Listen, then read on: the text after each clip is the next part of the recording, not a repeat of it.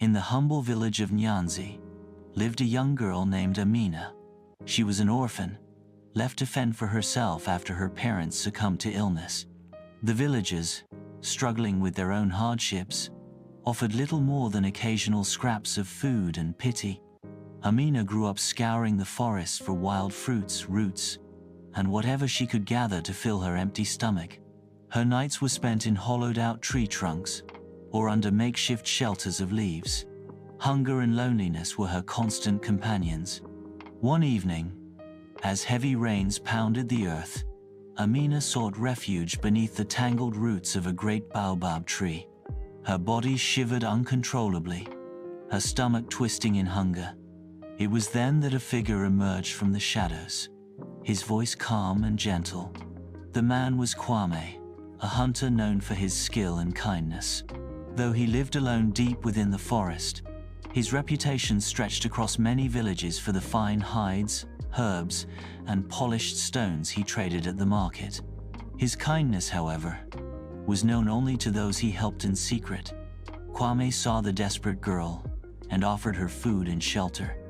Over the following days, he nursed her back to health and showed her how to gather herbs, trap small animals, and fish in the nearby streams.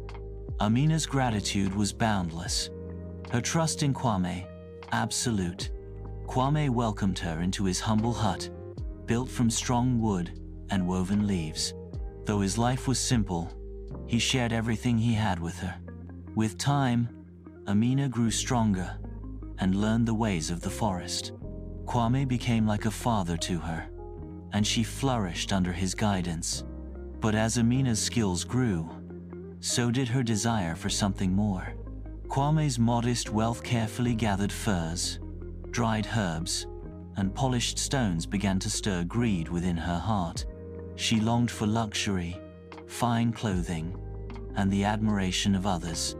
One day, while trading herbs at the village market, Amina overheard two villagers speaking about Kwame's wealth.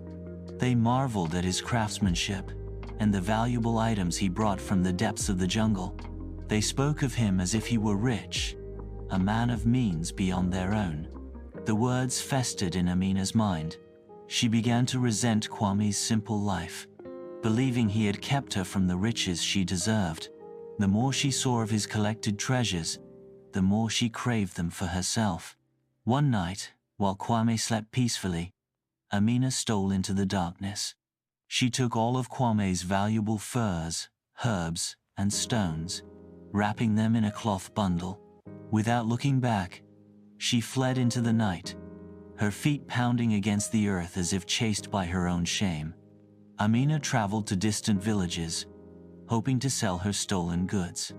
But the traders she encountered were suspicious of her ragged appearance and desperate eyes. They accused her of theft, refusing to buy her wares. The little food she managed to trade quickly ran out, and she was left wandering, alone and hungry once more.